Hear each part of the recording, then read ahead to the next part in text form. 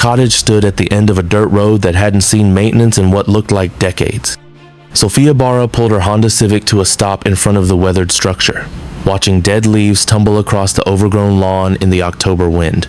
The real estate photos hadn't done justice to just how isolated this place was. Perfect, she whispered to herself. That's what she'd been looking for. Isolation. Distance. A place where the city couldn't reach her, where her phone barely got signal, where the memories of her former life couldn't follow. The cottage was cheap, suspiciously cheap, but Sophia had stopped caring about red flags. After the divorce, after losing her job at the marketing firm, after watching her entire carefully constructed life collapse like a house of cards, she needed somewhere to disappear. The landlord, an elderly man named Mr. Hutchins, had been oddly insistent during their phone call.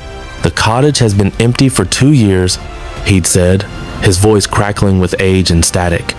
Had a tenant before that, but she left rather suddenly. Didn't even take all her things. You are welcome to anything she left behind. Sophia had asked why the previous tenant left. There had been a long pause on the line. Personal reasons, Mr. Hutchins had finally answered. Nothing to do with the property itself. Now, standing in front of the cottage with the October sun beginning its descent toward the tree line, Sophia felt the first whisper of doubt. The structure was older than she'd expected, probably built in the 1920s, with clapboard siding that had once been white but had faded to a diseased gray. The windows were dark, reflecting nothing but the dying light. The front porch sagged slightly in the middle, but it was hers for 6 months, paid in advance, and she had nowhere else to go. Sophia grabbed the first box from her trunk and climbed the porch steps. Each one creaked under her weight, a different note in a discordant scale. The key Mr. Hutchins had mailed her was old-fashioned, brass, heavy in her palm. It turned in the lock with surprising smoothness.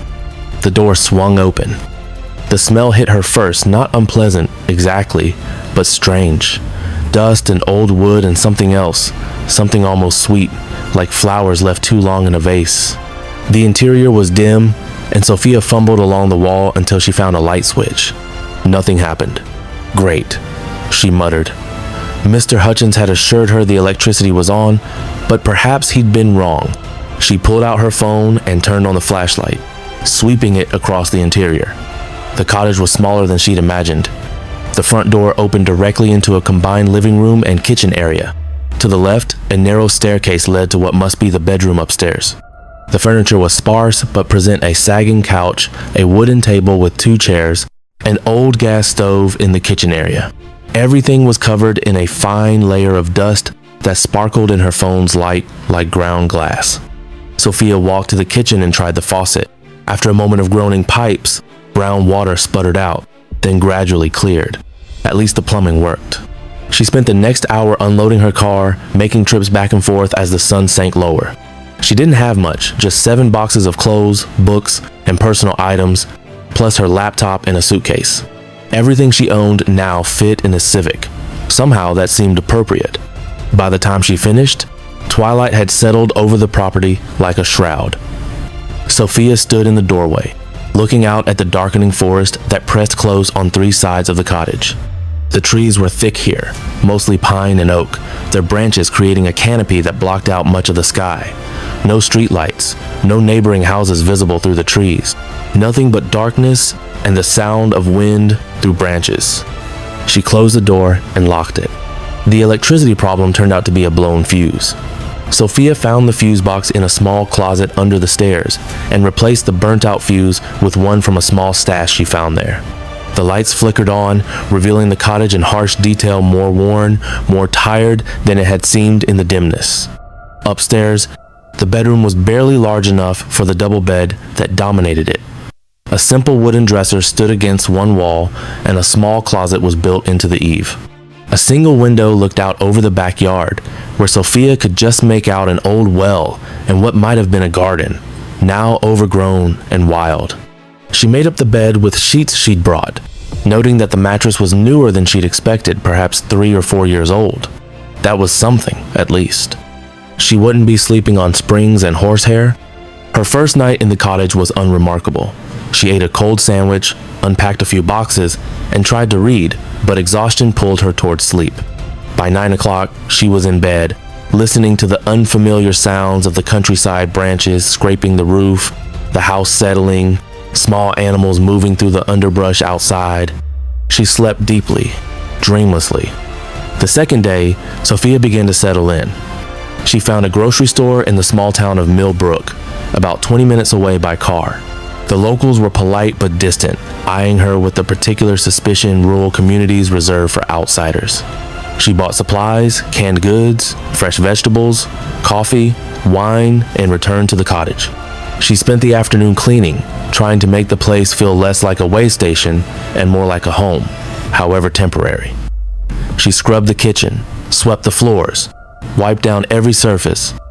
In the bedroom closet, she found items the previous tenant had left behind. A few wire hangers, a pair of women's boots that were too small for Sophia, and a book. The book was old, bound in faded leather, with no title on the cover or spine. Sophia opened it carefully. The pages were filled with handwritten entries, a journal. The handwriting was cramped, difficult to read, and some of the ink had faded to near invisibility. Sophia flipped to the first page. No name, no date, just a single line. The woods remember everything. She turned a few more pages, trying to decipher the writing. Most of it was mundane observations about the weather, notes about groceries, fragments of poetry. But here and there, certain phrases jumped out. Heard it again last night, calling from the trees. Tracks in the garden, but they don't match anything I know. Mr. Hutchins says there's nothing to worry about, but he won't look me in the eye. Sophia closed the journal and put it back in the closet.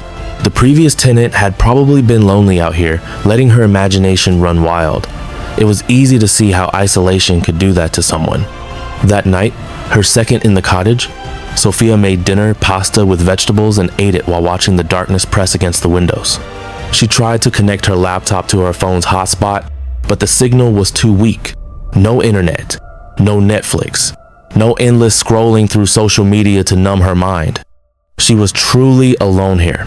Sophia showered in the cramped bathroom. The water pressure was weak, but the temperature was good, and got ready for bed. As she climbed the stairs, she noticed something she hadn't before. Faint scratches on the wooden floor of the bedroom near the foot of the bed. They looked old, worn smooth by time, but there were a lot of them, as if something had been dragged back and forth repeatedly. She told herself they were probably from furniture being moved. She climbed into bed and read from a paperback novel she'd brought, some thriller about a woman in witness protection. The irony wasn't lost on her. She felt like she was in a kind of witness protection herself, hiding from her own life. She read until her eyes grew heavy, then turned off the lamp on the bedside table. The darkness was absolute. No street lights, no glow from neighboring houses, nothing.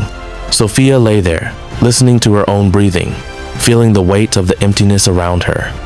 She slept.